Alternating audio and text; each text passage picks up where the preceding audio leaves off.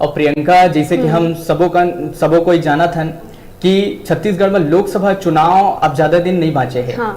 तो छत्तीसगढ़ के जम्मू लोकसभा सीट पर कांग्रेस जीत के परचम लहराए पर पूरा दम झोंक के चुनावी मैदान में उतर गए हैं। देखो रिपोर्ट। केंद्र में अपन सरकार बनाए के ताल ठोक के दावा करत कांग्रेस चुनावी मैदान में उतर गए हैं। कांग्रेस प्रत्याशी मन के नामांकन दाखिल में मुख्यमंत्री घलो शामिल हुई। महासमुंद लोकसभा के कांग्रेस प्रत्याशी धनेन्द्र साहू के नामांकन दाखिला के बेरा लोकसभा स्तरीय कार्यकर्ता सम्मेलन के आयोजन भी करे गई।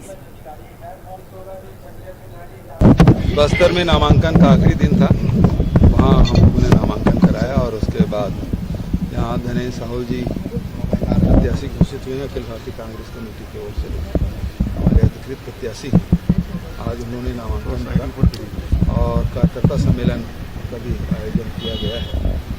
और कल कांकेर और बस्तर में था, ज़बरदस्त उत्साह वहाँ है और मैदानी हिस्से में भी काफ़ी उत्साह है।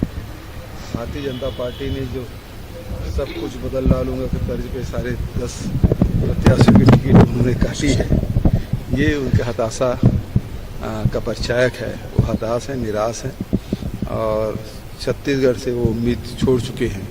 अन्यथा पहले रमन सिंह के लड़ने की बात सुनी जा रही थी, उन्होंने अपने लड़के भी नहीं लड़ाया, न खुद लड़े। ऐसी बृजमोहन के लड़ने की खबर थी, वो भी नहीं लड़े।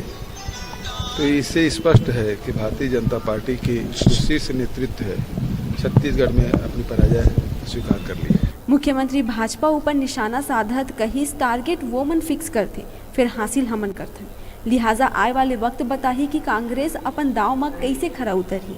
गरियाबंद ले डिजिटल रिपोर्टर शहरयार खान की रिपोर्ट।